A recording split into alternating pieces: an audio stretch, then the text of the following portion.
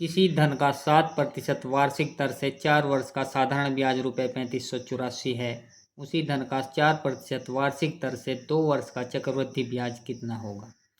तो यहाँ से अगर हम साधारण ब्याज निकालें कुल कितने प्रतिशत होगा, तो ये जो दर दिया गया होता है वार्षिक में और जो समय दिया गया होता है उसकी गुणा करते हैं। तो साधारण ब्याज यहाँ से हो जाएगा SI बराबर 7 × 4 28%। कुल 28% साधारण ब्याज मिलेगा और ये बराबर दिया है हमको यहाँ पर 3584 के। अब यदि हमको यहाँ पर मूलधन निकालना है तो वो 100% होता है, 100% निकाल सकते हैं कितने के बराबर होगा। लेकिन हमको यहाँ पर चक्रवृद्धि ब्याज कंपाउंड इंटरेस्ट निकालना है, तो समय जब 2 वर्ष दिया गया होता है तो 2 वर्ष का कुल कितना चक्रवृद्धि ब्याज हो जाएगा।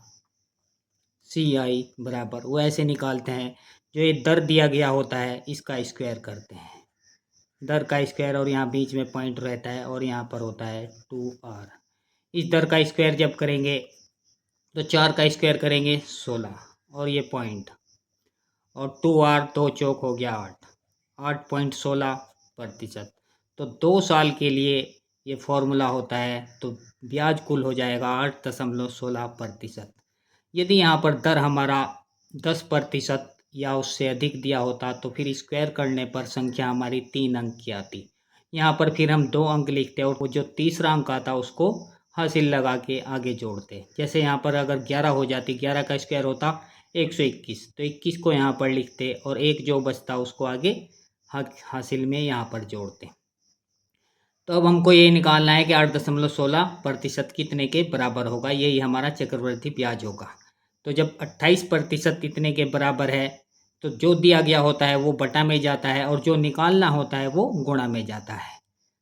तो CI चक्रवृद्धि ब्याज यहाँ पर हो जाएगा 3584 और बटा में आएगा 28% और गुणा में आएगा 8.16%। तो प्रतिशत से प्रतिशत गया।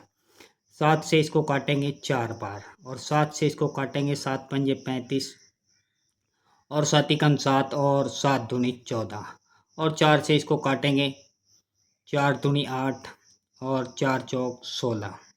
ये पॉइंट हटाकर बटा में 100 कर सकते हैं, इसको पॉइंट को हटाएंगे बटा में 100 करेंगे और ये हो जाएगा 204।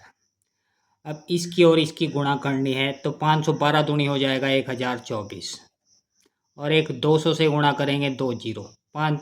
अब 512 दूनी 1024 और 1024 दूनी हो जाएगा 2048। तो 2048 इसमें यहाँ पर जोड़ेंगे तो ये हो गया 8 4 4 2 2 4 और 0 1 और पॉइंट रहेगा 100 से भाग करने पर यहाँ पर, तो आ गया 1044.48। तो ऑप्शन डी यहाँ पर राइट आंसर होगा। अब नेक्स्ट क्वेश्चन। एक चतुर्भुज ABCD की सभी भुजाएं एक वृत्त को छूती हैं, उसमें यदि AB बराबर 6 सेंटीमीटर, BC बराबर 7.5 सेंटीमीटर, CD बराबर 3 सेंटीमीटर हो तो DA कितनी होगी। अब चतुर्भुज की सभी भुजाएं वृत्त को जब छुएंगी तो वृत्त चतुर्भुज के अंदर होगा। यदि वृत्त चतुर्भुज के कोनों को छूती तब वृत्त इसके बाहर होता। इससे पहले वीडियो में हमने यह सिद्ध किया है कि ये जो बाहर बिंदु होते हैं ये वृत्त की स्पर्श रेखाएं हो जाती हैं। ये बिंदु अगर हम बीच में स्पर्श बिंदु PQRS ले लें तो यहाँ से यह सिद्ध किया जा सकता है कि ये वृत्त के बाहर बिंदु हैं, ये इसकी स्पर्श रेखाएं हो गई और स्पर्श रेखाओं से यह सिद्ध किया जा सकता है कि आमने सामने की भुजाओं का योग दोनों एक दूसरे के बराबर होता है। तो AB प्लस CD और बराबर हो जाएगा DA plus BC, DA plus BC। तो AB प्लस CD ये हो जाएगा 6 और 3 9।